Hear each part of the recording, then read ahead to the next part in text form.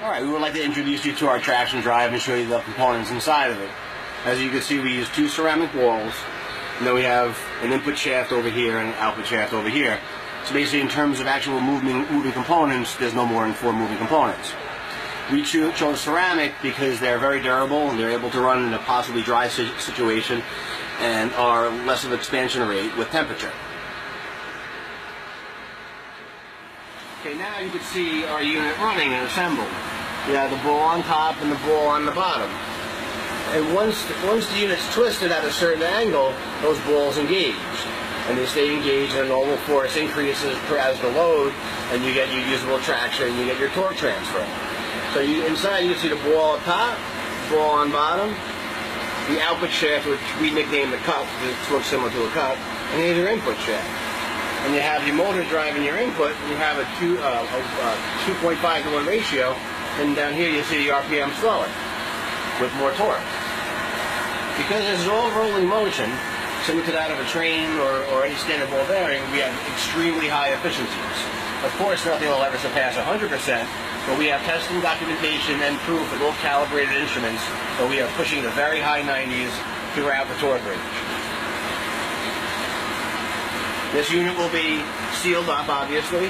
There will be a oil level inside here to make sure the bearings holding the shafts on both sides get lubricated properly.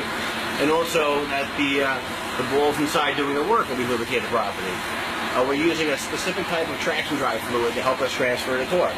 So there's no metal to ceramic contact. There's actually metal to the fluid and then to the ceramic. And the fluid in between almost begins to solidify once under pressure. And that's how we transmit our torque. Okay, we want to show you that current application that we're working on. Right now we took a standard blower which is usually belt driven, and we converted it over to the traction drive. And the reason why we did that is with the V-belts, timing belts, and even gear drives, the efficiency you actually get out of them is not always as high as some of the manufacturers will rate them out to be. And we have proof of that.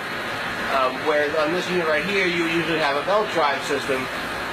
We save around 15 to 25% of work, energy required to work, to actually move the same amount of CFM. And that's all basically because for rubber belt, for example, you have the Poisson's ratio and you have other aspects occurring as it's driving. So basically you lose your efficiency from 2 components. The required energy to keep the belt driving and to keep the pulley spinning, and then you have a loss of how much efficiency is lost once it's under load. So there's 2 components that actually compile the total loss. And in our system we have proof once again. We have proof of the belts too. We have proof of everything with our Hammerstein torque sensors over here. And a quick example would be this current setup with a belt drive. Just to spin, just to get it going, say 2 or 3 RPM requires about 8 to 10 inch-pounds of torque. Just the spinning that's lower very slightly. But with the traction drive, it requires just an inch-pound of torque just to spin it. So there's one of your components right there. And then under load and under speed, we have a much higher efficiency rating than V-belts and timing belts and gear drive.